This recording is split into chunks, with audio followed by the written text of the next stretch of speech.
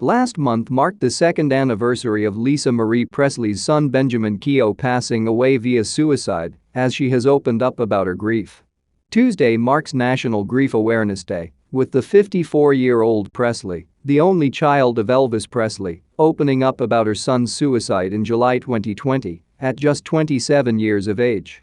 Lisa Marie reveals in a new essay for People that her son's death destroyed her, but she had to find a way to move on for her young daughters. Lisa Marie shares the late Benjamin and daughter Riley Keogh with her first husband Danny Keogh, who she was married to from 1988 to 1994.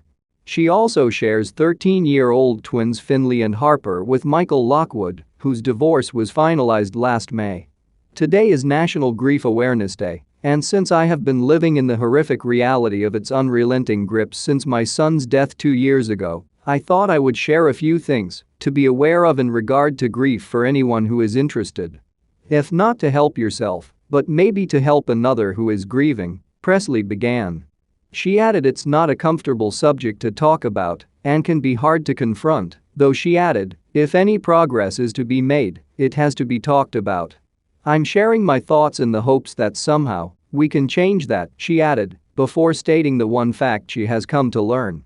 Grief does not stop or go away in any sense, a year or years after the loss.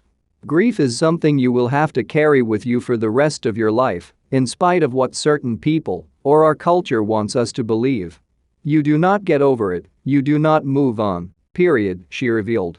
She added that grief is incredibly lonely, and while people show their support in the heat of the moment, they soon go back to their own lives and expect you to do the same. If you're incredibly lucky, less than a handful will remain in contact with you after the first month or so. Unfortunately, that is a cold, hard truth for most. So, if you know someone who lost a loved one, regardless of how long it's been, please call them to see how they are doing. Go visit them, they will really appreciate it, more than you know, she added. The third fact she acknowledged is that, if the loss was premature, unnatural, or tragic, you will become a pariah in a sense. You can feel stigmatized and perhaps judged in some way as to why the tragic loss took place. This becomes magnetized by a million if you are the parent of a child who passed. No matter how old they were. No matter the circumstances, she said. Presley said she beats herself up over the loss every day, and finding a support group with people who have been through the same ordeal has helped her. Nothing, absolutely nothing takes away the pain, but finding support can sometimes help you feel a little bit less alone, she said.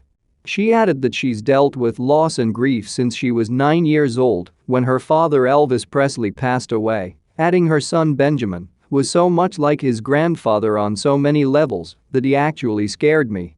It's a real choice to keep going, one that I have to make every single day, and one that is constantly challenging to say the least, but I keep going for my girls, she said.